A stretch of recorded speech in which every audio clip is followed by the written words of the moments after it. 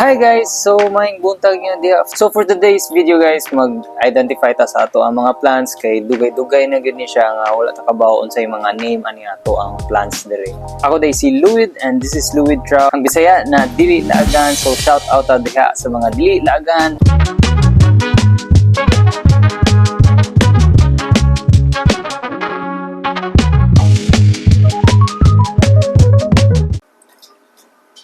So, karon guys, para ma-identify ni nato silang tarong mo, gamit ta og app na tawag kay PlantNet. So, ato na siya picturean and makabaw na dayon taon sa name niya. Di ko kabaw if accurate siya, pero mag-watch ata nga mo siya atong suga diri. Bali, wala pa may time good. 1 PM mag-start na niya ang suga. So, if trip niyo, like and subscribe na lang mo. Kay ubay-ubay pagid na to ang pwede istoryahan diri. Hi guys, so ni siga na gid ato ang suga. Tara, sugod na ta. So, mag-start ta ani kaning dako. O kabawon sa name ani. So, ato ni siya kuhaan og identity, sorry. Ato i-try tong app para makabaw taon sa name ani siya. So far sa tanan natong plants diri no sa atong high-tech tank kani gid siya ang kusog kay siya motubo. Murag dili mo gani siya high-tech tank. Di mo gani siya high-tech plant good. So pwede ra gani siya motubo gud sa walay CO2. So mo na ito ang app guys. So ang tawag ani niya na app kay PlantNet, then download ra niya na available ra ni siya sa Google App Store. Play Store de.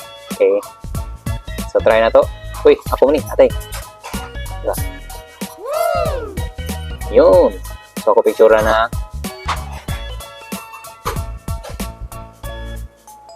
Next, kita ni kita deh.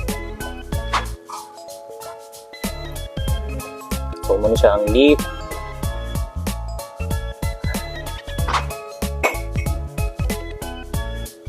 So, ang name niya nasa 20% proficient.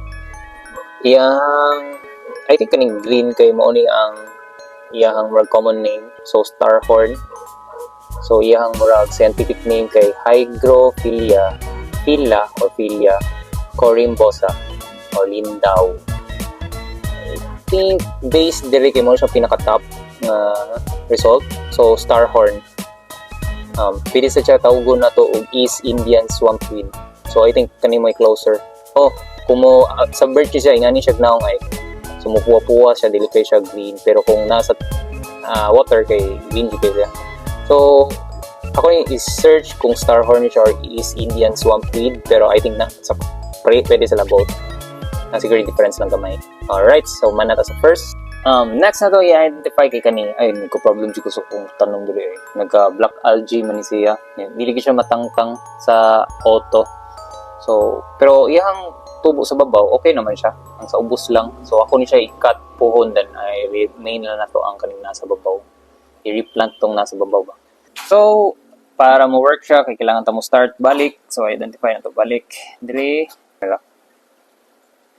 Na. Kita dyan ang leaf ba? Yan. Pili ra ka kung flower siya o fruit para ma-identify niya. So, I think leaf raman siya. And then, yun, ang name niya kay, Rotalar, di gapon siya. So, na siya variant na siguro niya, diminutive. Lisod kayo sila memorize it. Pero ako lang i-list or ako lang siya isuwat sa video para makabaw ko sa name niya. So, diminutive rotala. Oh, nagyapog ko ni East Indian swampweed mo man ganiya. Kani. Bago rin ako gipalit kang bossing sa aquascape. Oy, shout out niyo mo bossing. Ang tawag ani niya based dito sa akong pag chat sa iya, mura siya rotala, blood red daw. Yeah, Singaporean. So, try na to if sakto ba yun siya.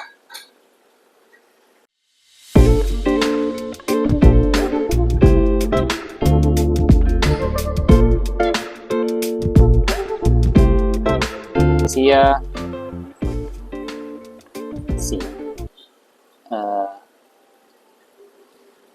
image. Lah, what happened?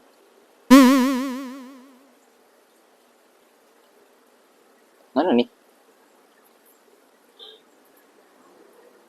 Brutala na gyapon siya. I think dili accurate ato ang kuan ay.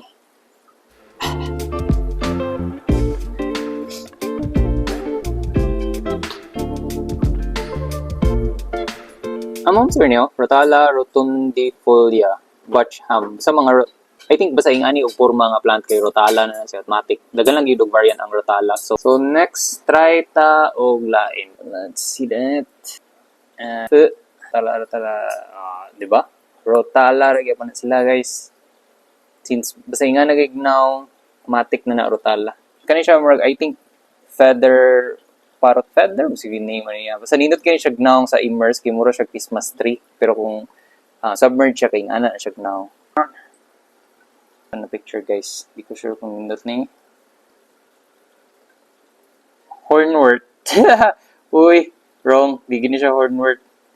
Pwede kaning sa ubos. Mura siya Eurasian water milfoil. Okay. So next na to i-identify guys kay kani siya eh.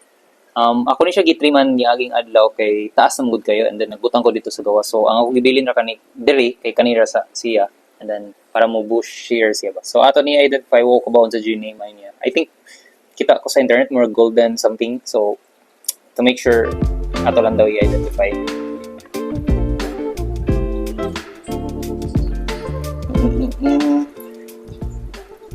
Hala, nabuang na. Nasige nagrotala. It's wrong, man.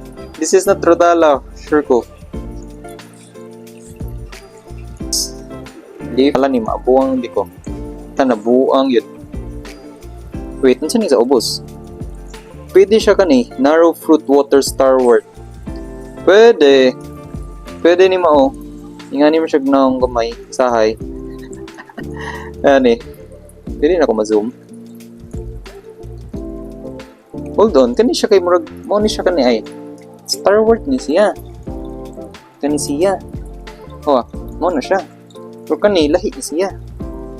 Nabuang. Proof ka ba mo ni guys? Comment lang niya mo. Pwede siya kani ay. Kini.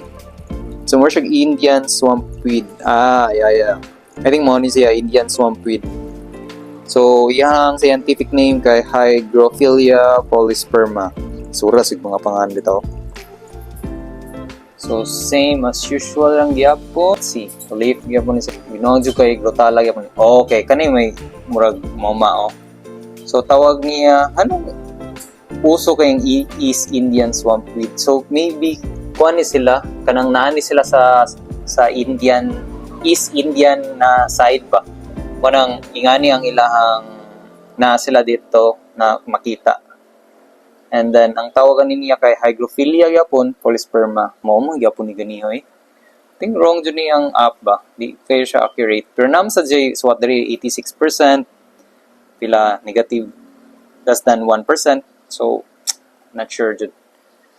So, naakoy usa ka plant dito guys. Kanang nang dito. So, ito nga. Ato i-try na kaunong gusto ko sa more probable masyag alternate reniki. Lahin tugnong reniki. So, mo to guys.